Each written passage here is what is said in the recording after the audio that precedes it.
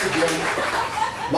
As he said, my name is Galen Crumb. I am on the Minerals Council now, so I think as an incumbent, the best thing I can do is tell you what I've done, not what I think might need to be done or what I'm doing right now, and what I've done in the past. I was proud to be elected by my peers to the trust team that negotiated $300 million settlement, along with some other things I'm going to talk about in a second. I was the chairman, also elected by my peers, served chairman for 2 years before I stepped down in the last year in support of my friend who's here today, you'll get to listen to later, Andrew Yates is our current chairman.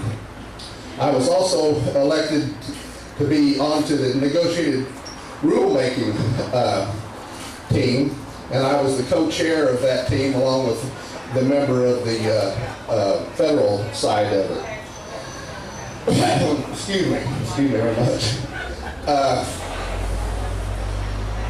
There's a couple things come out of the negotiated rulemaking that were very important, and other than the $380 million, there was $380 million very important ones, but there was two other things that I said in Washington that I felt might be even more important. One of them is that we would do this negotiated rulemaking where we would fix the CFRs to where we no longer would have to sue the federal government to get the money and get our oil and gas measured the way it should be. The second one was that we have a biannual, twice a year, consultation with members of the BIA, and one of them within that meeting will have to be a decision maker from Washington. We've had more than the 2 a year. They poured much effort in improving the Osage, and Mike Black himself, the director of the BIA, was there for nearly all those meetings. So we have very good cooperation. Some of the things that come out of that will answer some of the questions on what we're going to do about getting better service from the BIA. One of them is that we're in the process of doubling, and I've almost done it now, doubling the personnel of BIA that's involved in enforcement and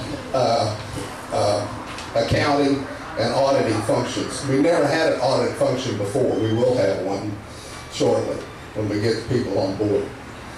We've also doubled the field personnel. Not only that, but we're training the field personnel. They're being sent off to be what's called petroleum engineer technicians. And we're going to have all of our people through that course. It takes nearly a year to get them through. They go through a month and then or a few weeks and they come home and they go back another month. So it takes nearly a year to complete the course. They have to go off to Albuquerque to do that. We also, as I said, are adding personnel onto the accounting and auditing functions.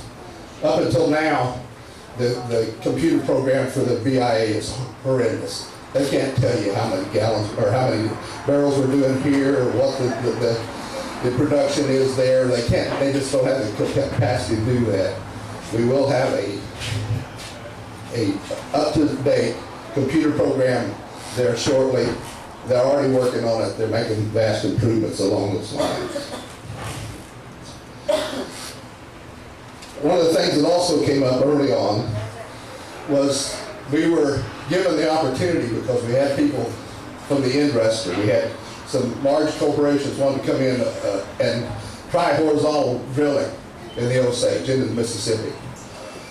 And most of our Minerals Council was reluctant to even talk to them about that, to do the concessions, some people call them. They're really drilling commitments, really exploration agreements, where you have a block of ground and then they are able to develop in that. They were afraid that it would somehow hurt the little guys. Well, they were mainly going to the areas the little guys weren't even at. And the little guys and the big guys can coexist quite well, and we've proven that. If we hadn't done that, we would have missed out a lot of money. Those exploration agreements brought us in nearly $25 million. $25 million in concession bonuses. But that's even paled by the extra production. They account for most of our increased production since we've been in office, a little over 2,000 barrels a day. And that's far in excess of those bonuses. The bonuses were nice. They counted for some of those big checks you had for a while. Because we were going to pay $5 million, $6 million, you know, in lump sums to go on to the quarters. Within the negotiated rulemaking, we've made some huge, huge improvements. We were the only Indian tribe in America that was forced to accept less than top of the market price for our oil. By regulation, we were having to accept prices that were at the bottom of the area market. We're changing that. We're going to be at NYMEX, the average monthly price of NYMEX. This will raise us up to the upper part of the market. Prior to the HPP system coming in, the highest posted price, which the lawsuit was about, the Osages were paid the highest price paid or offered in the Osage. Actually, it was a bigger area than that to begin with. It was the whole mid-continent, but then it shrunk down. But we got the highest price for our royalty of that anybody paid. And then they put in this flawed system, and we went to the bottom, was our floor. Now, we will be back toward the top. Gas was horrible. We have terrible purchase contracts for gas.